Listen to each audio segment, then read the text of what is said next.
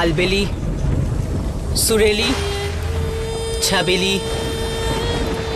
খুব তাড়াতাড়ি আমরা এই মন্ত্রের দেওয়াল থেকে আর এই শিকল থেকে খুব তাড়াতাড়ি মুক্তি পাব।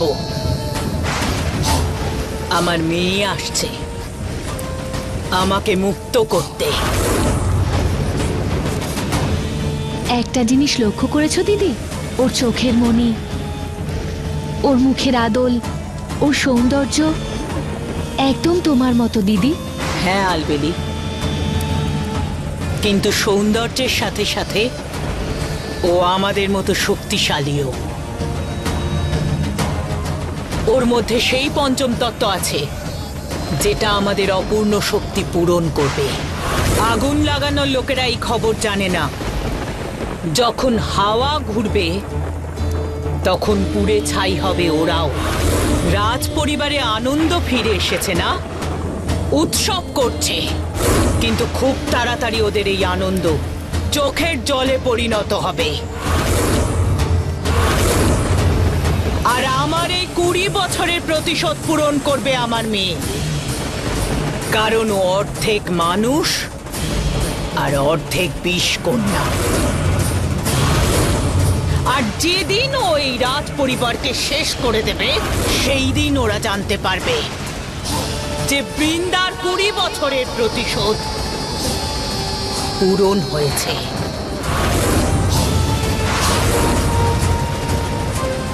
ছাবেলি, আলবেলি, সুরেলি, তোমাদের শক্তি দিয়ে একটা তারা বানাও। কিন্তু কেন দিদি? হঠাৎ তুমি? যেরকম আমি বলছি সেটাই করো।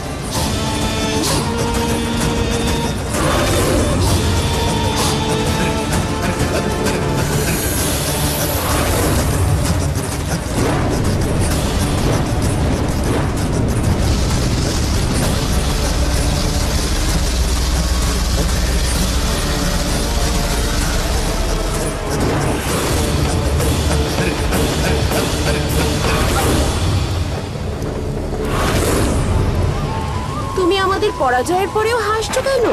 কারণ আমাদের এই পরাজয় আমাদের আসন্ন জয় লুকিয়ে আছে। এই তারা বানানোর জন্য যে পঞ্চম তত্ত্ব আমাদের দরকার, সেই পঞ্চম তত্ত্ব আমার মেয়ের মধ্যে আছে। একবারও আমাদের সাথে মিললে তাহলে এই পুরো ব্রহ্মাণ্ডের কোনো শক্তি, কোনো সিদ্ধি, কোনো মন্ত্র আমাদের পরাজিত করতে পারবে না। আমরা এই সমগ্র পৃথিবীতে সব থেকে শক্তিশালী হয়ে যাব। সুরেলি। হ্যাঁ দিদি। আজ আমাদের কাছে আনন্দের দিন। যাও, গিয়ে এই সমগ্র বিশ্বকে খুব সুন্দর করে সাজাও। আমি এক্ষুনি আনন্দের প্রদীপ জ্বালিয়ে এই পুরো বিশ্বকে আলোকিত করে তুলছি।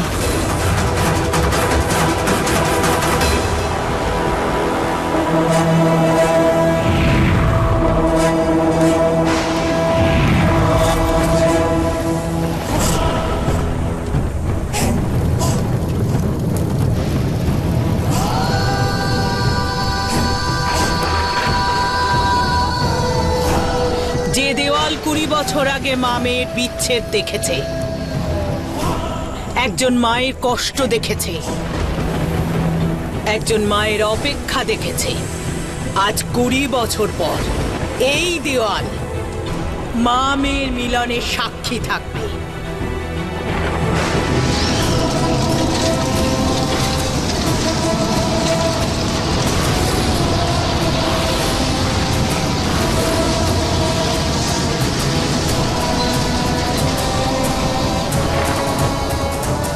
বছর ধরে এই বিশ্বক তার রাজকুমারীর আশার অপেক্ষা করছে।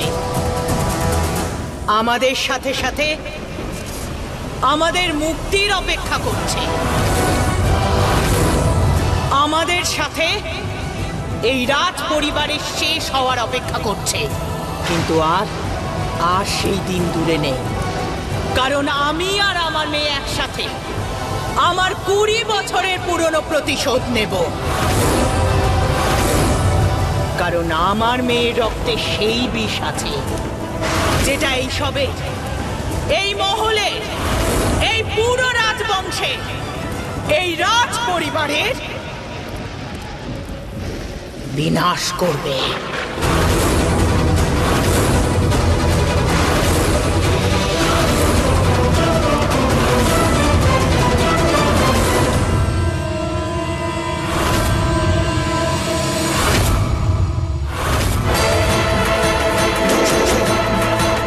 বিনাশকে আটকানো অসম্ভব। যদি ওই মা মেয়ে এক হয়ে যায় তো করিব, এই বিশ্বাসঘাতকতা তুমি আমার সাথে কেন করলে? কিন্তু যে রহস্যটাও এত বছর ধরে লুকিয়ে রেখেছিল সেটাও বৃদ্ধার থেকেও লুকোচ্ছে। আমার এই সমস্যার যত তাড়াতাড়ি সম্ভব সমাধান করতে হবে। তাই আমাকে বিশাখাকে মেরে ফেলতে হবে।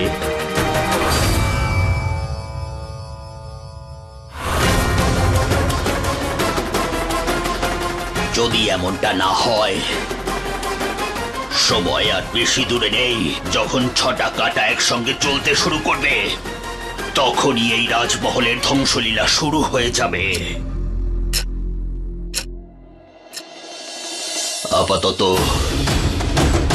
রাজা বাবুর কাছে কুলদীপের এই রহস্যটা লুকোনো উচিত হবে না। রাজগুরু মশাই, পরে এসো। ক্ষমা করবেন রাজগুরু মশাই, পুজোর সময় হয়ে গেছে, মহলে সবাই আপনার জন্য অপেক্ষা করছেন। ঠিক আছে, তুমি যাও, আমি আসছি। আচ্ছা। হে ভগবান, এ কেমন পরীক্ষা! কুমার বাবু আর নেত্রার সুখী জীবনের জন্য কুলদেবীর পুজো হচ্ছে। রাজবংশের প্রথা এটা না করলে বিবাহ সম্পন্ন হয় না। আর আজই হলো এর মহামুহূর্ত। এমন শুভ সময় রাজা বাবুকে সবকিছু বলা উচিত হবে না। একবার পুজোটা শেষ হোক, তারপরই আমি রাজা বাবুর সাথে এটা নিয়ে কথা বলবো।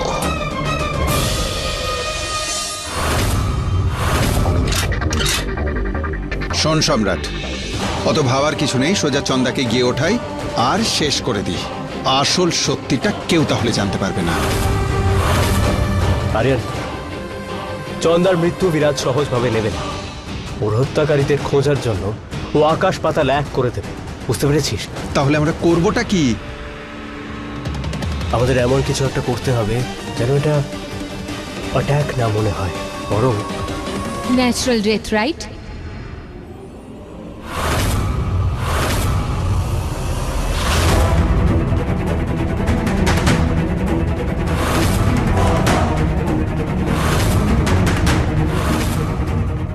Natural death, right? No.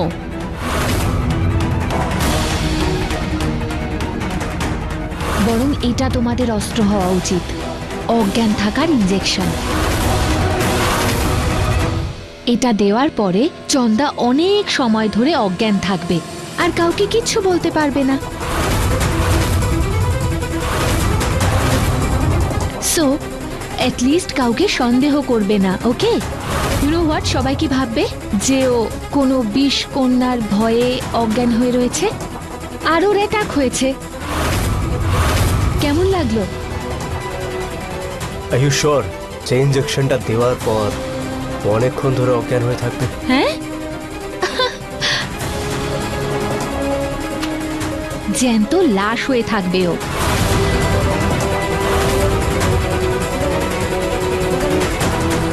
Perfect, দেন আজই এই কাজটা সেরে ফেলা যায়, কেউ খেয়ালও করবে না। Go ahead. শোন ভাই, এই কাজটা আমি করছি, কি বলো? You sure? হ্যাঁ, 100%। As you wish. এনে কিন্তু খেয়াল রাখিস, চন্দা যেন না বাঁচে। ডোন্ট ওয়ারি, কাজটা আমি করতে পারবো।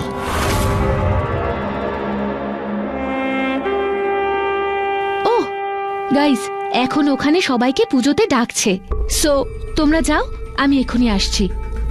আসি। আরিয়ান, পুজো শুরু হওয়ার পরেই এই কাজটা শুরু করিস, কেউ লক্ষ্য করবে না তোকে।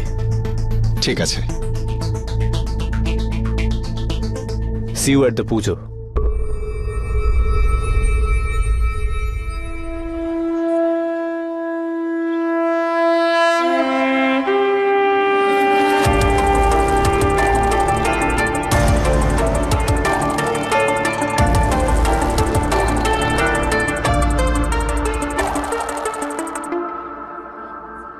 রাজাবাবু, কুলদীপ আপনার মেয়ে বিশাখা একেবারে আপনার মতো হয়েছে। ওর তোমার মতোই বুদ্ধি আর তোমার মতোই সংস্কারী। মহারানী তো সবসময় ওর প্রশংসা করে। রাজাবাবু, রানীমার মনটা অনেক বড়। মহারাজ, কুলদীপ বাবু আসুন, পুজো শুরু হবে। চলো কুলদীপ। এই রাজগুরু কোথায় গেলেন? এলেন না তো এখনো।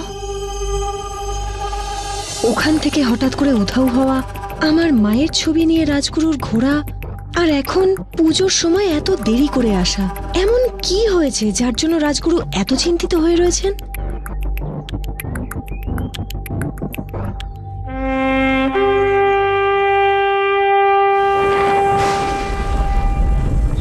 দিদি, এই শব্দটা কিসের? এই আওয়াজ হলো রাজমহলের। আনন্দ উৎসব হচ্ছে, কিন্তু এই আনন্দ বেশি দিন স্থায়ী হবে না, কারণ আমি ওই আনন্দকে মুঠোবন্দি করেছি। তবে খুব তাড়াতাড়ি সেই আনন্দ দুঃখে পরিণত হবে।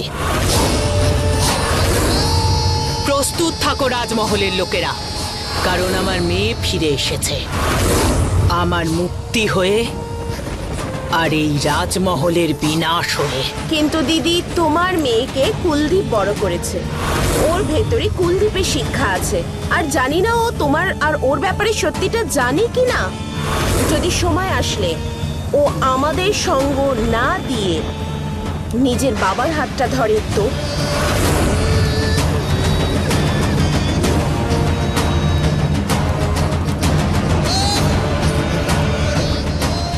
জানিও বড় করেছে, কিন্তু ওর শরীরে রক্ত আমার।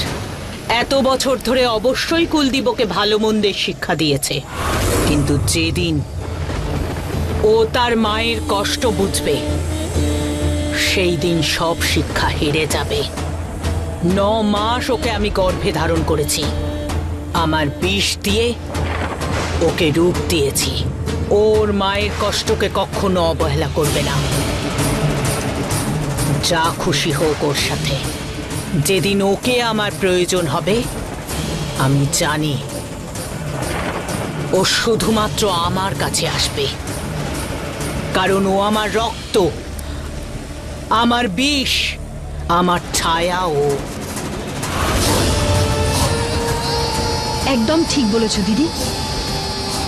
একটা বাচ্চা তার মায়ের থেকে যতই দূরে থাকুক, তার মনে নিজের মায়ের জন্য ভালোবাসা আর মায়া দুটোই তার নিজের বাবার থেকে বেশি হয়। চলো দিদি, এই রাজবংশীয়দের পুজো করার শুভারম্ভ করা যাক। কিন্তু দিদি, আমরা ওদের পুজোতে বাধা কি করে দেব? মানে পুজো তো দক্ষিণ দুয়ারের বাইরে হচ্ছে। যে জায়গায় ওই রাজ পরিবার এখন পুজো করছে, তার একটা দরজা আমাদের খুব কাছে আছে।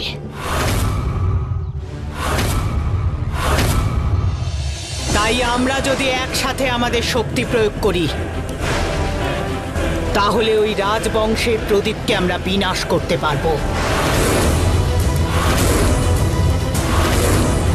কারণ একটা কথা আমি খুব ভালো করেই জানি, আজকের এই পুজো রাজবংশীয়রা তাদের রাজকুমারকে দিয়েই করাচ্ছে।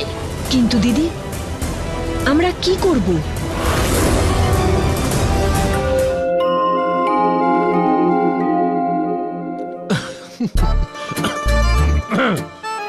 কি হলো কুমার বাবু, আপনি হাসছেন যে? আসলে নিজে দেখে নাও, যাও।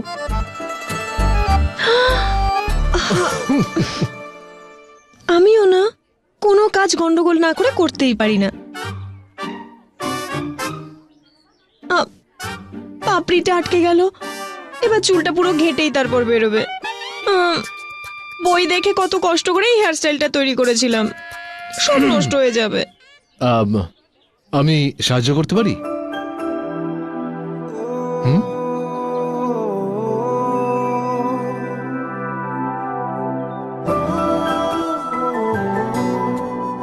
সাবধানে। ওকে।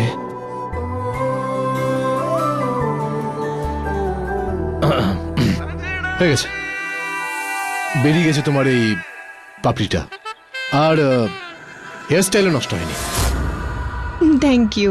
You are welcome. এই 20 কন্যার সাথে কুমার বাবুর বন্ধুত্ব এই রাজ পরিবারের ওপর কোনো বিপদ না ডেকে নিয়ে আসে। রাজগুরু, শুভলগ্ন পেরিয়ে যাচ্ছে, আসুন পুজো শুরু করুন। আরে রাজগুরু ফিরে এসছেন? কোথা থেকে? আপনি চলুন, আমি প্রসাদ নিয়ে আসছি।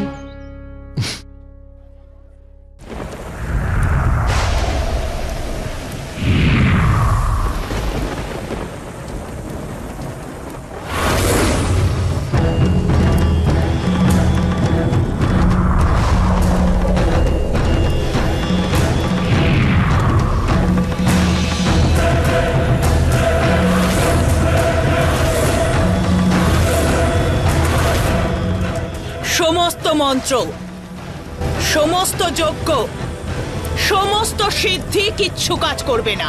রাজবংশীয়দের এই পুজো কখনো পূরণ হবে না। ও শেষ হবে আজই, আর আমাদেরই হাতে। সুরেলি, আলবেলি, এবার আমরা আমাদের শক্তি মিলিয়ে এই থাম্বার এই পুতুলে প্রাণদান করব, যাতে এর নির্যাস ওপরের তৈরি থাম্বা আর রাজকুমার অবধি পৌঁছে যায়, যাতে যখন আমরা ওটাকে ফেলে দেব, যাতে ওটা নিজে থেকে ওই জায়গা থেকে সরে যায়।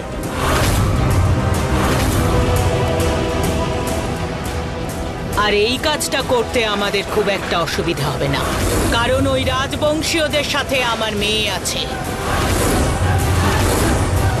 20 বছর পর আজ এই 20 লোকে আমাদের 20 কন্যাদের জয় হবে। अनन्तं वासुकिं शेषं पद्मनाभं च कम्बलम् अनन्तं वासुकिं शेषं पद्मनाभं च कम्बलम् अनन्तं वासुकिं शेषं पद्मनाभं च कम्बलम् अनन्तं वासुकिं शेषं पद्मनाभं च कम्बलम् अनन्तं वासुकिं शेषं पद्मनाभं च कम्बलम्।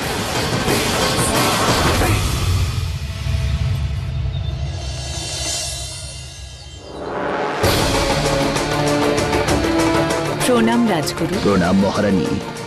প্রণাম রাজগুরু। প্রণাম ছোট বাবু। আমার কেন মনে হচ্ছে রাজগুরু আমার উপরে রেগে রয়েছেন, কেমন অদ্ভুত ব্যবহার করছেন। আমি পুজোটা শেষ হলে ওনাকে ডেকে নিয়ে কথা বলা উচিত। কি করব? জিজ্ঞেস করব রাজগুরুকে যে আমার মায়ের ছবি ওনার কাছে কেন আছে, উনি কাকে খুঁজে বেড়াচ্ছেন। না থাক, জিজ্ঞেস করব না। রাজগুরুকে কিছু জিজ্ঞেস করলে মহলের মর্যাদাকে অপমান করা হবে। এখানে ওনাকে কেউ কিচ্ছু জিজ্ঞেস করে না। কি হয়েছে? কি ভাবছিস তুই? কিছু না বাবা। প্রণাম রাজগুরু।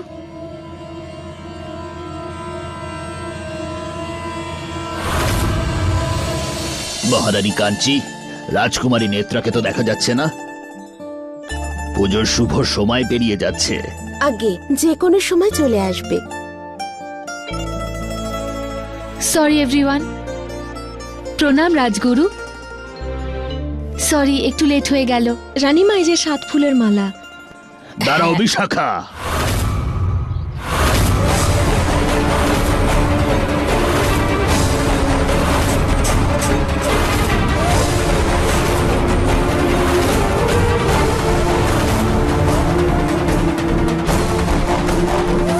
কি হয়েছে রাজগুরু?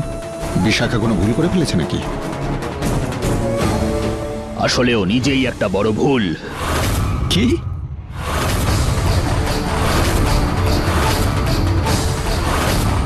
আমি ওকে এই পুজোতে থাকতে কোনোভাবেই অনুমতি দেব না।